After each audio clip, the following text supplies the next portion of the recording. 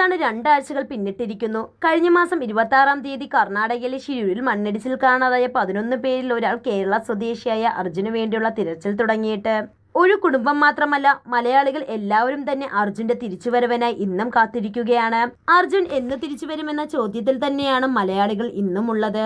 അങ്ങനെയുള്ള ഈ സമയത്ത് ചെറിയൊരു ആശ്വാസ വാർത്ത കൂടി പുറത്തു വന്നിരിക്കുകയാണ്. മലയാളികൾ എല്ലാവരും തന്നെ അർജുന്റെ തിരിച്ചുവരവിനായി കാത്തിരിക്കുമ്പോൾ അർജുന്റെ കുടുംബത്തിന് ചെറിയൊരു ആശ്വാസം കൂടി വരുന്നു. സന്തോഷിക്കാനായിട്ടില്ല, എന്നിരുന്നാലും ആശ്വസിക്കാം.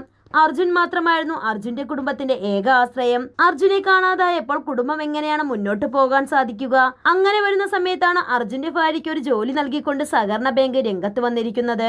സഹകരണ ബാങ്ക് ജീവനക്കാർ അർജുന്റെ വീട്ടിൽ നേരിട്ടെത്തിയാണ് ജോലിക്കാര്യം അറിയിക്കുന്നത്. അർജുന്റെ വീട്ടുകാർക്ക് സന്തോഷിക്കാനായില്ലെങ്കിലും ആ കുടുംബത്തിന് ഇതൊരു ആശ്രയം തന്നെയാണ് ഈ ജോലി. അർജുന്റെ തിരിച്ചുവരവിനായി പ്രാർത്ഥിക്കുകയും കാത്തിരിക്കുകയുമാണ് ആ കുടുംബവും ഓരോ മലയാളികളും.